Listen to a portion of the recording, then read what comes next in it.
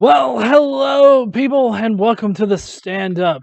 We perform the stand up every Monday, Wednesday, and Friday night.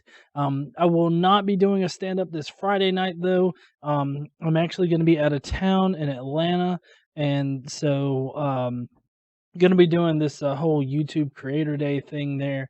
And so we're not going to be having a stand up that night, but tonight and Wednesday night, we're going to be doing the stand up. The stand up is where we answer 3 questions for whatever we haven't covered since the last stand up.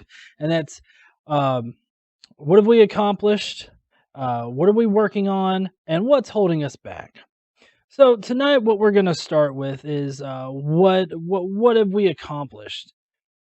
And this comes from my own state, which would be Alabama. And if you guys don't remember, during the whole marriage equality thing with the Supreme Court, Judge Roy Moore ordered all of the judges in Alabama not to, sign any same-sex marriage certificates, right? Marriage licenses and whatnot. And he did so illegally, and it's taken this long to get him suspended. Now, he's eventually going to be removed from it, but in the meantime, he's only suspended. And if they don't end up like actually disbarring him, making him ineligible to be reelected, he will most definitely get reelected. It's a sad thing, but people in Alabama want somebody like Roy Moore, up on in the Supreme Court of Alabama. And it's really sad that that is the state in which Alabama is in. That our state is so red as far as it being like Republican and whatnot, and very much against marriage equality and all that stuff. It's really sad that they would elect somebody that would knowingly break the law. I mean, you wouldn't see somebody getting elected up there if they bought weed or something, right? Not in Alabama. In Alabama, you wouldn't be able to get on any kind of elected seat if you broke the law in that way. But disobey a federal order, disobey federal law, nah, that's okay. We'll reelect you. You'll get back up there because I mean, like I said, this has happened before. Um, Before when the federal government did something that Judge Moore didn't like, he just told everybody to don't follow that shit, right? He stood actively against it, even though he didn't have the power to do it. He got removed from office then, and they reelected him. So what they're going to have to do in order to make sure that this shit doesn't happen anymore is they are going to have to make sure that he can't get reelected. That would mean disbarring and whatnot. But I think that this is very progressive um, of Alabama, or well, not that Alabama did anything, but the fact that somebody like Judge Roy Moore is feeling the repercussions of his actions of standing against marriage equality and whatnot, standing against the federal government when it comes to these civil rights issues. To have that out there and to have him as an example of what happens when you actively work against it, I think is a very, very much an accomplishment. And I think that um, I, I, I think that he shouldn't get back up there, and I really wish that they would make it so that he couldn't, because he puts everybody in a very odd position. Um, let's see, Eva Walton Kendrick of the Human Rights Campaign in Alabama, she said that Roy Moore is an embarrassment to the state of Alabama. He has repeatedly used his authority to discriminate against LGBT people and their families and to defy federal marriage equality rulings. Moore's suspension is welcome news, and we expect the Ethics Commission will permanently throw him out of office after reviewing his pattern of intentionally flouting the laws he vowed to uphold. And it's really weird because like during the whole marriage equality debacle, at this point it's a debacle with Moore in power. But during that, I remember his son, I believe, actually got arrested for some heinous shit. But Roy Moore, he didn't suffer anything like right then, even though he disobeyed the law. I just remember that, and it's kind of funny. But let's see. The Alabama Judicial Inquiry Commission filed 6 charges against him for disregarding federal court rulings on same-sex marriage, noting that he had flagrantly disregarded and abused his authority in ordering the state's probate judges to refuse applications for marriage licenses. Um, and they also the charges also state that he knowingly ordered the probate judges to commit the violations of the canons of judicial ethics and abandon his role as a neutral and detached chief administrator of the judicial system. And yeah, I think that's a very, very much a important point to make here is that he went outside of being a non-biased person. What he did was he totally threw his bias in there and allowed that to run his decision-making skills. And on our Supreme Court, we're supposed to have officials, and we're supposed to have people that can set aside their biases and try to rule in the best interest of the public, given the laws and everything. You're supposed to, because you're supposed to uphold the laws, but that's not what Roy Moore wants to do.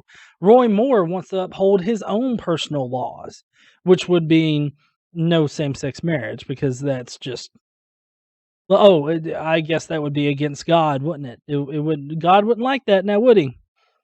Too bad. This is a secular government there, Roy Moore. And you're suffering for you're reaping what you have sown, if you will. I don't know how much that gets thrown around elsewise, but I know that it's thrown around in the South a lot, reaping what you sow. Um, but like I said, I think that this is very much a something that has really been a pretty good accomplishment. And I'd like to take the before we continue, I'd like to take the chance to say hello to Aunt NB, Christina Pancakes, the default there, as well as Kronos Dark and Reverend Brown, Guitarded 89. I'm glad to see everybody here. I'm glad that everybody was able to join me tonight. But that's enough of Roy Moore. I know I kind of talked in circles a little bit, but there's not much else to talk about with that. But we do have some interesting news on what we are working on. Currently, the FFRF is working on suing Congress because they are actively discriminating against atheists, giving an open invocation to start out the session of Congress.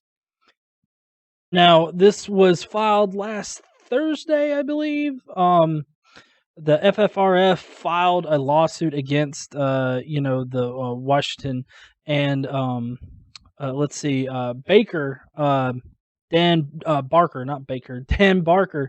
He's one of the founders of the FFRF. He's a co-president. I would really love the opportunity to participate in solemnizing Congress, and we hope that I, or an atheist, be allowed to deliver a guest invocation before Congress. But all of this has come about because of the Greece versus New York, I believe it was, case. If you guys don't remember that particular case, basically the Supreme Court upheld that you can open up like any kind of government meeting with an invocation or a prayer, right? And so they upheld it so that other people could. And this has caused a lot of problems in the past. One of the biggest problems was not allowing anybody else to give an invocation. And this has been pretty prevalent, that we've been seeing on the internet and the news and whatnot. There was one North Carolina governor that actually said that only Christians could give an invocation to start out the town hall or the city hall or whatever kind of thing.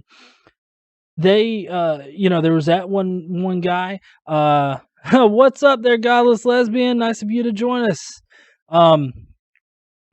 There was that one guy that said, "Oh, only Christians," and then you've got several other around that would basically be very rude about it. Like, I don't really remember any atheists being so offended by an opening prayer that they would walk out, right? They would, but you see, once the Greece versus New York judgment was handed down, you see atheists being able to give these open invocations, but you also see Christians that are just up and walking out, being totally disrespectful, or you get that Christine Wick person who will interrupt someone's invocation, especially a Muslim, but she'll interrupt them and start screaming out and talking about how, it needs to be a godly prayer, like a Christian prayer. And so you have these assholes that are disrupting them. But you see, what they don't realize is that that's not how our government works. I mean, sure, you won the Greece versus New York, but now you have to grant atheists and other religions the right to do it too. And see, they don't like that. That really bothers them because they want that privilege. They want the privilege of being able to give a completely and wholly Christian prayer. And I think that more people need to be trying to get to do these open invocations.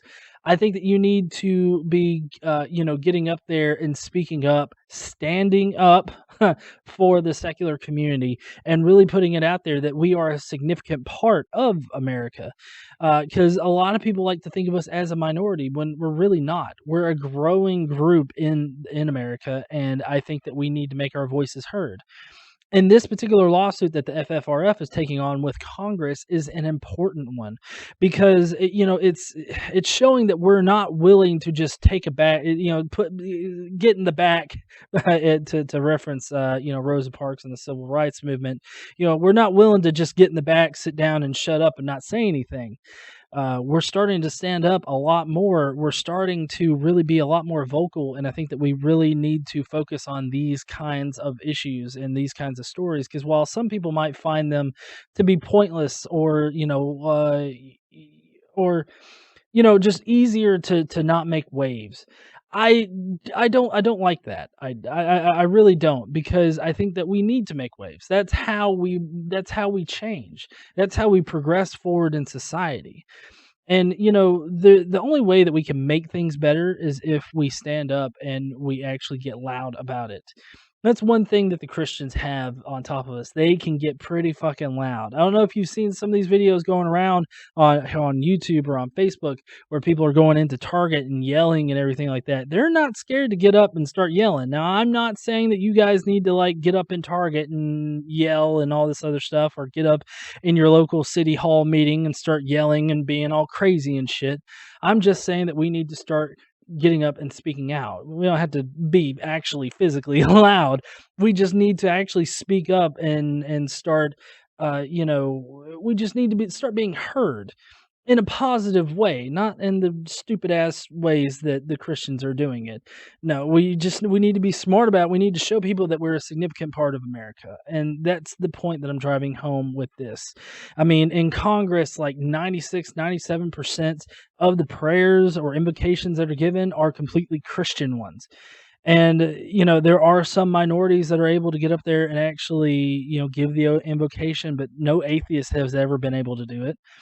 And that's discrimination. You shouldn't discriminate against one particular religion. I mean, if you're gonna allow one, you gotta allow them all. Now, atheism is not a religion, just to drive that point home. It's not, but it is an opinion on the religious question of, is there a God and whatnot.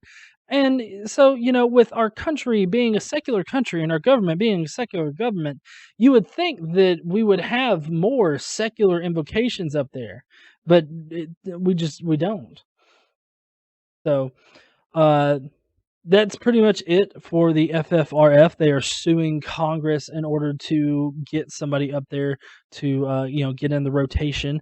I think having a nice, healthy rotation of religious figures up there, and non-religious figures, for that matter, to give these invocations would really show the diversity of America and really speak to everybody in Congress. Because I'm fairly certain that not everybody in Congress subscribes to the exact same Christian God. I'm fairly certain they don't, or any God at all, for that matter. So there's that. And then finally tonight we have "In God We trust. I mean, this has been a really big topic for me personally. I mean, I support the Original Motto Project. I support, the Arkansas Police Department that put "We the People" on the back of their police cruisers. I support all of these things because we need to fight against "In God We Trust" because of what we're talking about right now, and that's our children. It's the youth of America. We've got in Pennsylvania the one Representative Rick Saccone, sees it as American children are being bombarded with bad influences. What are these bad influences, you might be asking? Well, he lays them out here. It's materialism, vulgarity, pornography, every type of lawlessness. I don't know who's out there showing their kids like porn, but I would not suggest. I mean, that'll fuck you up. I mean, when you're a kid, you don't need to be thinking about porn. You need to be thinking about the Transformers kicking the Thundercats ass or something. I mean, that's what kids need to be worried about. But I don't know where he's getting porn from, unless you're talking about adults that are viewing pornography, and even then, they're not fucking children. If you're talking about teenagers are going to be teenagers. I mean, how about we actually educate them on sexual, on sex education? Actually teach them about their bodies, teach them how to use condoms correctly, teach them, what an STD is and how you contract it. How can you get pregnant? I mean, quite literally, I've heard from a teacher who said that a mom, came to her and said, "Look, my daughter got pregnant off of the toilet in the bathroom. You need to do something about that." They literally thought that. And it's not so much that the girl was able to, lied about it, instead of telling her mom, "Oh, yeah, I had sex." Um, but it's the fact that the mom believed that you could get pregnant off of a toilet. First off, why is she fucking a toilet? That would have been my first question to my daughter. What are you doing with your snatch on the toilet? Ask her that shit. Don't go and criticize the teacher for apparently not like standing in the bathroom, making sure there's no boys in there jerking off on the toilets. Maybe that's what Pastor Greg Locke needs to look out for. Boys going in there jerking off on toilets, getting our girls pregnant in middle school, instead of transgender people, because he's an idiot. Anyways, but negative things, materialism. I mean, come on. America's built off of materialism. I mean, seriously. If we're not a materialist country, somebody needs to tell the rest of the fucking country, because as far as I know, we run off of money, and we run off of material things. And the people like this guy, he likes to paint materialism as bad when he's just as much as a materialist as anybody else, because I don't see him, pretty much tossing away 98% of his paycheck, whatever the fuck he gets paid, because people at that level, or politicians at that level, are going to be making a lot more money than like I am. So I don't see him throwing away his paycheck. If he thinks materialism is so bad, he needs to write off his paycheck to a bunch of charities. He may donate to charities. I guarantee it's not 98% of his paycheck, though. Let's see. Vulgarity. Fairly fucking sure he swears. Pornography, every type of lawlessness, every type of law. We celebrate every type of lawlessness. Now, I know a lot of feminists like to say that we live in a rape culture kind of country, or society, but we really don't. I mean, if you remember the Virginia Tech thing, where apparently the fraternity raped some girl, when it turned out she was actually lying. What happened to the university, or to this fraternity again? Did they go out there and they give them all roses and flowers and be like, "Oh, you poor little frat boys. Oh, I'm so sorry they're doing this to you." No, they destroyed their fucking house. That's what they did. And if you think about like, there is the Steubenville case, in which I would say that those are outliers. Those are outlier situations that we need to take care of. And, you know, I think that largely in America, we don't condone rape. I mean, anytime anybody mentions some kind of dumbass thing about rape, I mean, the public is all over him. Society is all over that person, whether it be a woman or a man. Okay? So I don't think that we actually live in a rape culture. I think that we live in a culture where certain incidents happen and we need to tackle them in order to stamp out, pockets of rape culture, maybe, if you want to label it like that. Um, Guitarded says rape culture is Iran, and I would say that is definitely true. A lot of Muslim countries over there, I mean, they have such strict rules on what it takes for a woman to claim rape against a man.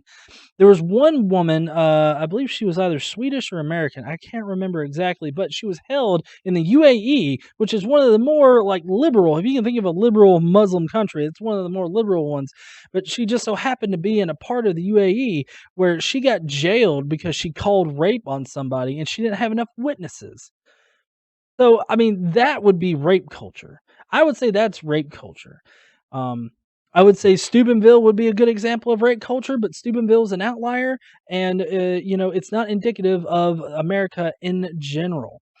Um, so there's that, and also every type of lawlessness, I mean, if you really think of what that means, like a lot of people don't really grasp what it means. Every type of lawlessness, okay, that would mean murder. We don't celebrate murder, motherfucker. Shoplifting, we don't celebrate that either. Last time I checked, we throw your ass in jail. You steal something from somewhere, and of course we can prove it.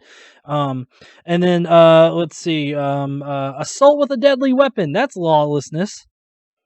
I mean, I think that we would throw that motherfucker in jail, don't you? Um, in Alabama, it's against the law to buy or own dildos. Yeah, default. That's right. Um, but anyways, there's a proposal in the Pennsylvania State House where they are actually going to try to, put "In God We Trust" in schools because he feels like that will bring our children closer to being better or something. It's all because it's a statement of faith. That's what "In God We Trust" is.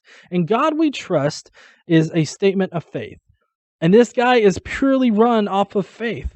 And he thinks that this faith will make our kids better some fucking way. And let's see, the proposal. Let's see, for years now, Mr. Saccone has been pushing a bill that would tell Pennsylvania schools that they can post the national motto, which, of course, it is the national motto, but it was only the national motto, starting in the 1950s. Before that, it was "E pluribus unum," which I don't think was actually written into law. It was just kind of like one of those unwritten things. Um, but it passed in the House 179-20, so it was a landslide. It's going to the Senate right now, and let's see, a proposal that talks about God in public schools is not without controversy.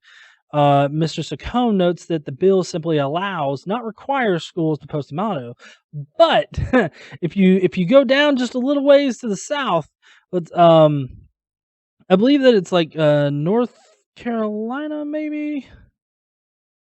Let's see.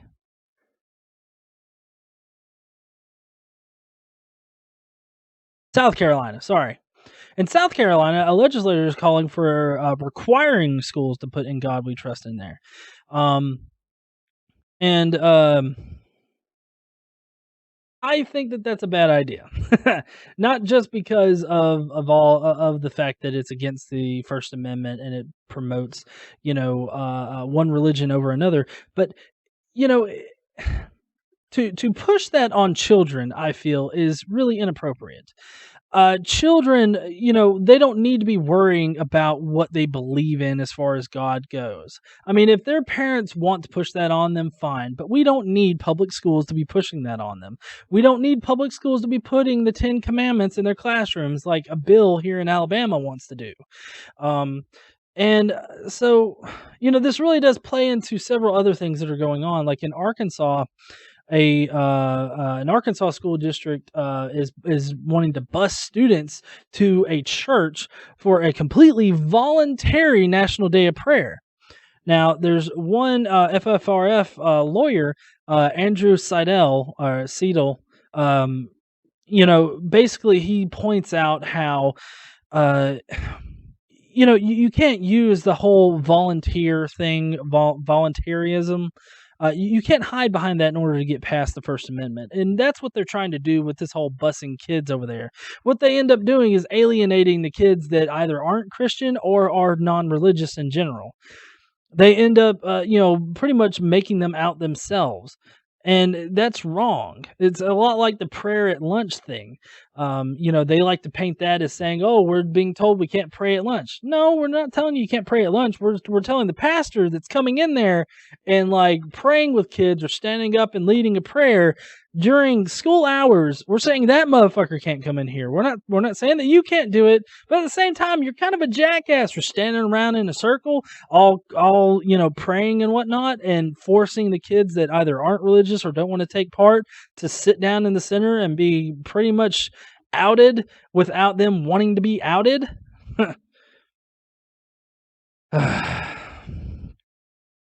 But anyways, there's that. But there is a little bit of hope on the horizon, because there's an Ohio girl. She was saying that her teacher stopped her from reading the Bible, but the district says that's not true. A third grader at Gersh West Elementary School in Lancaster, Ohio, says her substitute teacher wouldn't let her read the Bible during independent reading time. But so basically, the 3-year-old is saying, "Hey, they made me put my Bible away, blah blah blah." And of course, like, Christians would just get wet instantly over this, right? They would just soak their panties completely for it. Now, what does the district have to say about it? Well, what they had to say was that the superintendent said it happened differently, stating the substitute teacher was reading to the class at the time. The student was asked to put her book away while the lesson was going on, and the book happened to be the Bible. The substitute had no problem with her reading the Bible, but earlier in the day during free reading time. So the point at which the girl was reading the Bible was during a time when she shouldn't have been reading the Bible. But see, here's where the Christian persecution complex comes in, because they always want to paint it as, "Oh, we're so persecuted. They made my 3-year-old girl stop reading the Bible." No, sorry, not 3-year-old, third grader, not 3-year-old. My bad. Uh, but I just the persecution complex that these Christians go through and whatnot, and they like to purport. Uh, you know, I think that we need to start outing the ones that aren't being persecuted, because they seem to have no fucking problem persecuting kids of other faiths. And I don't mean non-religious. I mean actual other faiths. There was that one Louisiana kid, he was a Buddhist, and the teacher chastised him directly in class for not believing in her God. And even going as far as to put things on a test that would make him, like, out himself, or make him compromise his own personal faith for it. And so you end up having situations like that. And the hypocrisy of the Christians shouldn't surprise me, but you know what? They do. They really do surprise me whenever they cry persecution. And I love it when they're called out on their bullshit, just like here, in the fact that she wasn't being persecuted. She wasn't being told, "Hey, that's a Bible, put it away." She was just like, "Hey, that's an appropriate time to read, so guess what? You got to put it away. Maybe you should have followed rules at free reading time earlier in the day." I don't fucking know. But anyways, I appreciate everybody joining me tonight. That's it for the stand-up. If you will, give this guy a like, give the video a like. Don't forget to share it out if you found any of these stories interesting tonight. And if this is your first time here, don't forget to subscribe. I would love to see you guys on Wednesday night, so please join us at 9:30 p.m. Central there too. So I will see you guys later, and as I always say, don't take my word for it. Don't just, use my opinion. Don't come to my conclusions. Go down below, look at the stories yourselves, form your own conclusions, and I will see you guys on Wednesday.